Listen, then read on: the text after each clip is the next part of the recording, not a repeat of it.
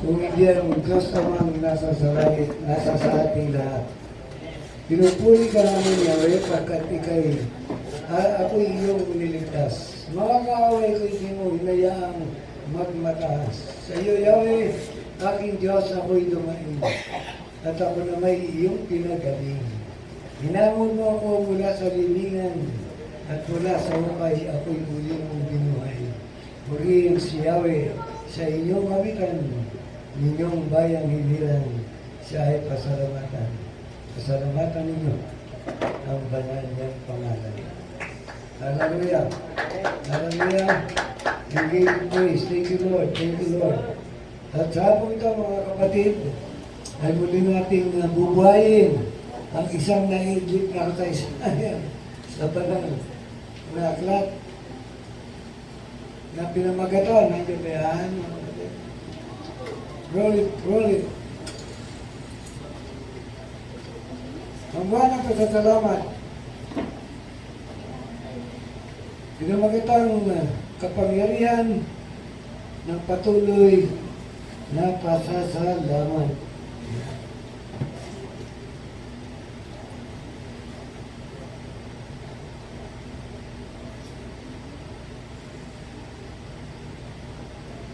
Pagpupuri ang pangunahing gawain ng mga taga-Pilipos. May isang tao sa samaan ng mga taga-Pilipos na laging inihimas ang kanyang palad nang may kaluguran habang binabasa ang liham ni Apostol Pablo sa unang pagkakataon. Yan ang tama, ang wika ng tao. Kanyang pinapayag, wala siyang sinasabi kasi matitili niya ang salita ng Diyos kung hindi ang wikang Amen. Purihin si Yahweh. Hallelujah! Ito yung mga katagang madidinig mo dito sa taong ito. Nakasama doon sa samahan ng mga taga-Pilipos na binabasahan ng liham, episode ng liham ni Apostol Pablo. Siya ito, ang kapatiran na ganap na nasisiyahan sa pagbubuli sa aral ni Apostol Pablo tungkol sa pagsasaya dahil siya nga ito. Wala iba. Sino yan? Ito yung bantay sa kulungan na taga-Pilipos. Siyempre, siya at ang kanyang pamilya ay naipagwagi kay Kristo. Dahil si Pablo at si Silas na matapos dumanas ng hagupit, sakit ng katawan, ay umaawit pa ng pagpupuri sa loob ng kulungan habang nakatalikala ang mga kamayat pa. Sa patuloy ng kanilang awitan, lumindol ng malakas hanggang makalas ang mga talikala sa kanilang mga paa at sa kanilang mga kamay. Ang bantay na ito ay natalanta. Biglang bumukas ang pinto ng mga selda eh. Di ba? Akala niya, nakatangas na yung mga bilanggo. Kaya ihugutin niya yung kanyang anaksak at magpapamatay siya. Bali, tinigilan siya ni Pablo, huwag mong gawin yan. Nandito pa kami. Amen? At lumapit sa kanya ang jailer. Ano po ang dapat mong gawin upang ako ay maligtas? The next is history. Pagsisiyan mo ang iyong kasalanan, tanggapin mo si Jesus bilang iyong tagapagligtas at Panginoon. At magpabautismo. Amen.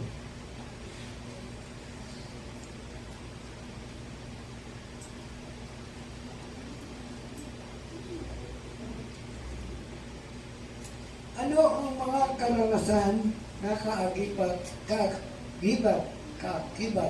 nito. Una, nagawa nilang makapaghintay. Sino nagawa nito? Yung dalawa, si Paul at si Silas, nagawa nilang makapaghintay. Labis akong nagagalak sa Panginoon sapagkat pagkaraan ng mahabang panahon, minsan pang ipinamalas ninyo ang inyong pagmalasakit sa akin. Alam ko na hindi niyo ako malilimutan. Walang alam kayong pagkakataon na maipamalas ito. Pangalawa,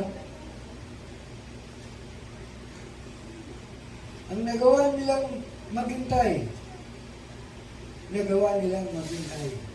sa gusto nilang mangyari. Ang sabi sa Filipos 4:11-12, hindi ko sinasabi ito dahil sa kayo'y pinaghahanapan ko ng tulong. Natutunan ko ng masiyahan, maging anuman ang aking kalagayan. Verse 12, alam ko kung paano magkikaos. Alam ko rin kung paano managana. Natutunan ko na ang sikreto kung paano masiyahan sa anumang kalagayan sa buhay. Kung mabusog o magutom, ang managana o mahirapan. Sinabi ni Pablo yan no? Bakit? Naranasan niya lahat yun Dati-dati kasi sundalo siya Romano. Di ba? Bilang isang sundalo ng Romano, lahat ng pangangailangan mo, bigay ng gobyerno yan. Amen? So, nanagano siya, naranasan niya yan naranasan lahat yan. Di ba? Pero during that time, he is a cruel man. Siya yung persecutor ng mga Kristiyano. Amen? Ngunit dumating yung time na tinawag siya ng ating Panginoon. Andiyan pa kayo? Upang siya ay gamitin ni Sayro sa lugar ng mga hintil. Amen? Dito, yung sinasabi niyang naranasan niya ang mahirapan, naranasan niya ang magutom. Lahat yan naranasan niya. At lahat yan ay pinaranas sa kanya ng Panginoon. Amen? Sa paglalakbay niya sa iba't ibang lugar. Halos nga yung sasakyan niyang vapor ay ito'y mawasak. Amen? Naranasan niyang lahat yan. Kaya nasabi niya, lahat ng yan ay naranasan ko na. Amen? Pero bakit siya nagtitiis ngayon? Pagkat siya ay tinawag ng Panginoon upang ipangaral ang mabuting balita sa mga tao upang marami pang tao ang mailigtas. So, nakapaghintay sila upang magwagi. Dalawa yan si Pablo at si Silas. Amen. Yun. Pangatlo.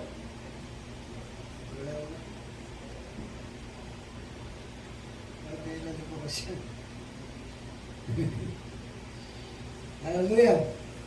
Nandun na po tayo ang pag-isayo nakakakabit dito.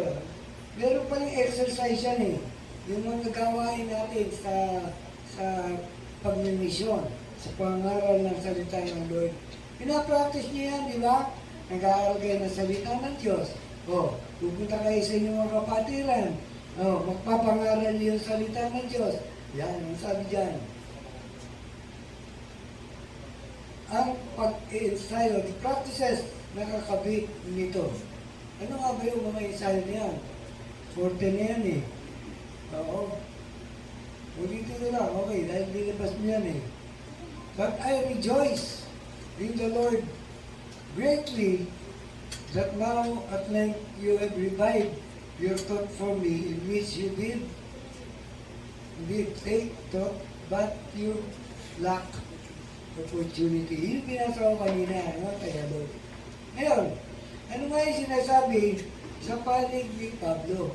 Ano ba yung pag-iisa yung ginagawa ng mga nagdadala ng mabuting balita? Amen? Tayo lahat, daranas yan. Kayo mga kabataan, kapag kayo ay patuloy na naglingkod sa Diyos, lahat ng dinanas ni Pablo, lahat ng dinanas ni Silas ay inyo rin mararanasan. Okay. So sabi pa, sa panig ni Pablo, ganito ang pagkakasabi niya. Ang kanyang masasayang alaala, verse 14. Ang ilagay nga, 4:14, Philippians 4:14. Tingnan mo kung lalabas yan. However, you did well that you shared in my affliction. Gayun man, kinagagalak ko ang pagdamay ninyo sa aking paghihirap.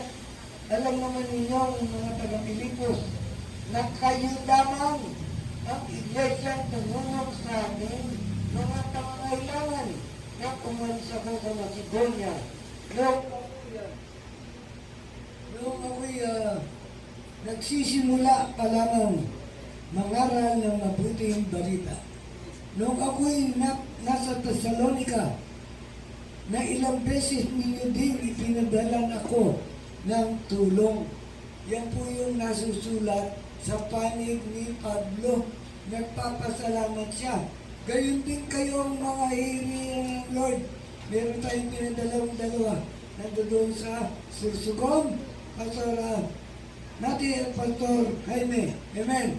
Ito'y ehemplo lang, example lamang ng sinasabi ni Pablo na naranasan niya ang mga tulong. Kaya kung tayo ay tutulong, be open your heart, open your pocket, para mapadala natin yung ating mga ipinadalang tao sa ibang lugar. Amen. Pangalawa, ang kanyang tapat na motibo. Okay, matapat ang motibo ni Paul at ni Silas. Hindi sangad kong laging tumanggap ng mga kaloob, kundi nais ko makatanggap kayo ng masaganang gantimpala. 17. Pakinggan mo, yan. Not that I seek for the gift, but I seek for the fruit that increases. Kanino? That increases to your account. Hallelujah!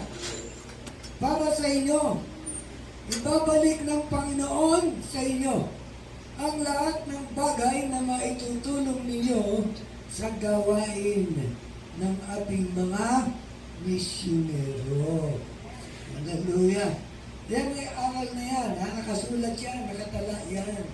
Kaya hindi natin dapat pagdamutan, lalo na yung mga ginagamit sa ating panamaan, no? Na dapat tayo tumulong kung nais natin tumulong at dapat lang na tayo ay tumulong. Kaya sabi niya, tapat ang aking motibo. At sabi na doon, kundi ang nais ko, makatanggap kayo ng masaganang gantimpala. Kapag ka tayo ay tumutulong sa gawain ng Panginoon, ang Panginoon ang magbibigay sa inyo ng gantimpala. Amen.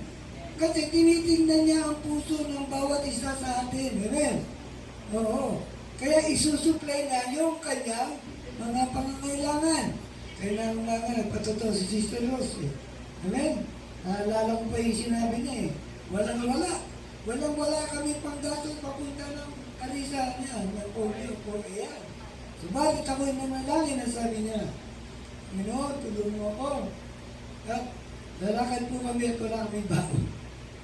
Katapos, ako na nagkikwento. May nag-Gcash sa kanya. Nagulat siya. Biglang may nag-Gcash. Nagulat siya. Ang laman ng Gcash ay 700. Galing doon sa kanyang pinagtatrabahuan. That is how powerful is your prayer. Amen? Palagpagan talaga yan. Amen? Okay. Now, sa kanilang bahagi, yan, meron siya dito eh. Ang liyam na ito, ang pagkilala sa lahat ng kaloob ninyo sa akin. Higit pa sa pangangailangan ko, ang hatid ni Epaprodito, ang mga ito ay tulad,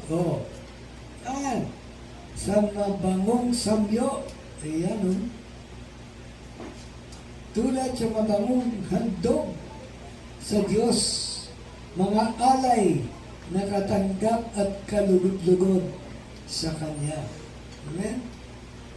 Kapag tinutulungan natin ang bawat isa sa ating mga kapatid ang nangangailangan, at sabi ni Paul, yun ay isang mabangong samyo na alay sa ating Diyos. Amen? Kaya, ito sa pag-aaral natin yan, sa 480 ng aklat ng Pilipos, na ang bawat isa sa atin ay may bahagi sa pagtulong sa bawat isa. Amen. Ngayon, ano naman ang bahagi ng Diyos? Ito, talagang gustong-gusto nyo madinig eh. Gusto niya ang bahagi ng Diyos eh, no? O yan, sabi sa bahagi ng Diyos. Sacrifice to God mo yan. Sa bahagi ng Diyos. At buhat. Siyot yun eh. 19. Lagay mo sa 19 yun. 19 mo. Yun. Ito yung bahagi ng Diyos. Yan ang masahin nyo. My God will supply every need of yours according to His riches in glory in Jesus Christ. Ano ibig sabihin? Papabawin natin. Pagka kayo tumutulong sa bawat isa sa inyo, ano sabi ng Lord?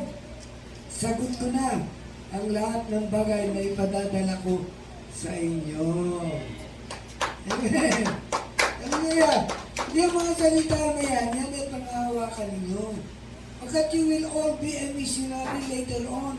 Maghahatid kayo ng mabuting balita. Kaya, lagi niyong sasariwain sa inyong isipan, sa inyong damdamin, na ang ginagawa niyong mabuti sa inyong kapatid, sa inyong kapwa, ang Diyos ang magbabalik. Sobra-sobra pa. Nag-uumapaw pa. Diba? Siksik, liglig. Walang silid. Kalalagyan. Amen? Simple message. Pero malaman. Diba? Maluwagin naman yung pinapaalala sa atin ng Apostol Pablo. Naranasan niya ng mamuhay ng masagana, maghirap, mabusog, magutom, mahagupit. Dati siya yung nakahagupit. Di ba? Persecutor siya ng mga Kristiyano. Amen? Kaya nung tinawag na siya ng Lord, siya naman ang nakatingin. Nakagupit. Amen? Kaya napakasarap mag-aral ng mga salita ng Diyos. Mga kapatid, bilang pagtatapos, maikli yan, pero wala man yan. Maikling mensahe, pero wala yan. Si David, natutunan ang kapangyarihan ng pagpupuri at pasasalamat sa Diyos. Kapatid, pakilagay nga, awit 34. Awit 34, 1 to 3. Babisahin lang natin yan. Ang sabi ni Haring David, hindi yan. Ano naman? 34:1. Awit 34, verse 1. I will bless the Lord at all times. Sabi niya, His praise shall continually be in my mouth. Palagi akong pupurihin, pasasalamatan ang Panginoon sa lahat ng pagkakataon. Ang kanyang ang aking pagpupuri ay magpapatuloy sa aking mga labi. Ang mga katagang ito ay naisulat sa aklat ng awit, makaraan lamang ng isang madugong pangyayari sa lugar ng GATH, kung saan si David ay kilalaning. Ano ang pagkakatawag kay David nung mapatay si Goliath? David ay kinilalang giant killer. Yan. Lagi niyang pinupupurihan. Lagi niyang pinapupurihan at pinasasalamatan ang kabutihan ng Diyos. Amen. Sa ating buhay, sapagkat ito ang lema natin sa buwan ng Nobyembre, ano ang iniaaral? Sa bawat sandali ng inyong buhay, dapat lagi tayo nagbibigay ng papuri sa ating Diyos. Amen? Lagi tayo nagpapasalamat sa Kanya, mga kapatid, sapagkat yan ang hinaantay ng ating Panginoon sa ating mga labi. Hallelujah! Hallelujah! Lagi natin pasasalamatan ang Diyos na dakila. Siya ang ating itataas sa ating kalagitnaan. Sa ating pagpupuri, siya pa rin ang pinasasalamatan. Diyos na makapangyarihan, Diyos ni Abraham, Diyos ni Isaac, at Diyos ni Jacob. Diyos ng ating mga nuno, Diyos ng ating mga Diyos. Walang iba. There is only one God, and that is Yahweh. That is Jireh. That is Elohim. Hello. Adonai. Kilala niyo na. Kinakanta niyo, dapat kilala niyo na. He is the supplier of our life. Lahat. He is Jehovah Rapha. What do you mean Jehovah Rapha? He is the healer God. He is Jireh. What is Jireh? He is the supplier of our needs. Hallelujah. Amen? Oh, kumpleto na tayo. Hello? Kumpleto na tayo. We have our God who takes care of our life. Hallelujah. Maraming salamat. Sige po, at tayo po tayo. At ako po ay magbibigay ng pangulit panalangin sa katatapos ng mensahe. Amen. At si Dr. Paul ang nag-open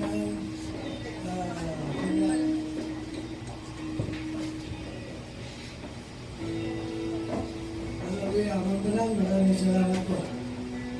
Sa ganitong oras, kumisahin Panginoon, ikaw po ang aming itinas, ikaw po ang aming binuwalati, ikaw po ang aming bibigyan karangalan, Panginoon. Pasasalamat at pagpupuri. Ano man ang mangyari sa buhay namin, Lord, hindi namin makakalimutan, Panginoon, na ikaw ay lagi namin kasama, Panginoon, na siyang tumutulong, nagliligtas, gumagamot sa anumang bagay na aming maranasan sa aming pisikal na katawan.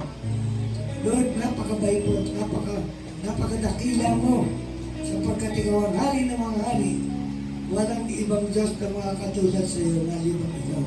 Ikaw ang nag-iisang Diyos na aming sasambahin, pupurihin, luluwalatingin at pasasalamatan habang kami nabubuhay sa daigdig na ito. In Jesus' mighty name we pray, everybody say,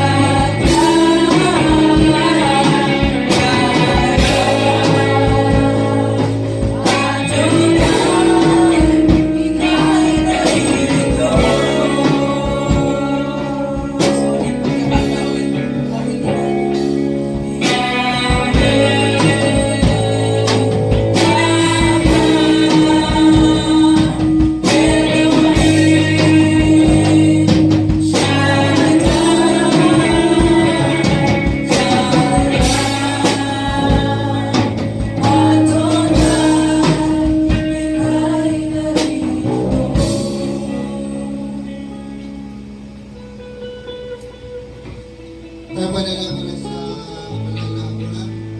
And kanilang hapunan ay it reminds us that we partake in the sufferings of Christ and we are now victorious, we are now overcomers in all aspects of our lives. So tayo po ay pag-pray natin ang siguro na ito ng ating Panginoon. Taas po natin ang ating mga kamay.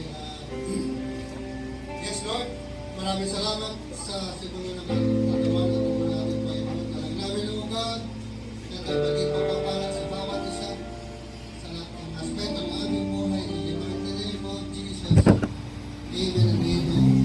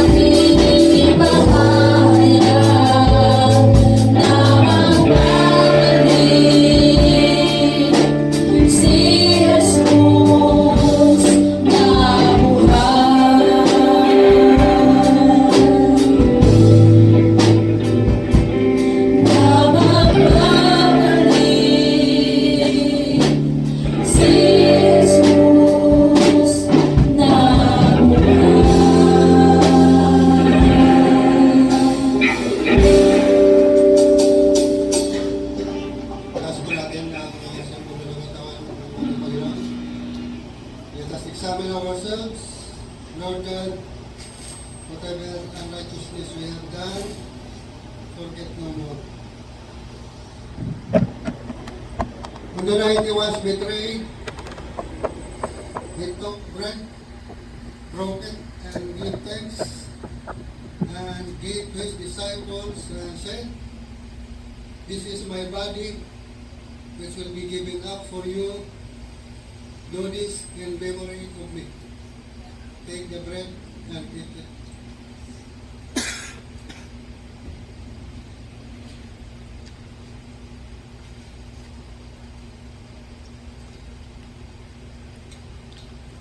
Taas po natin ang simbolo ng dugo ng ating Panginoon. In the same manner, he took the cup of the new covenant with his blood, which will be given up for you. And the Lord said, "Do this in memory of me." Take the cup and drink from it.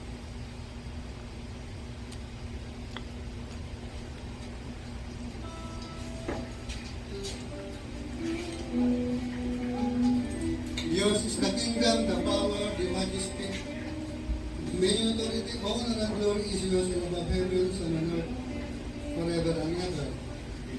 Amen and amen.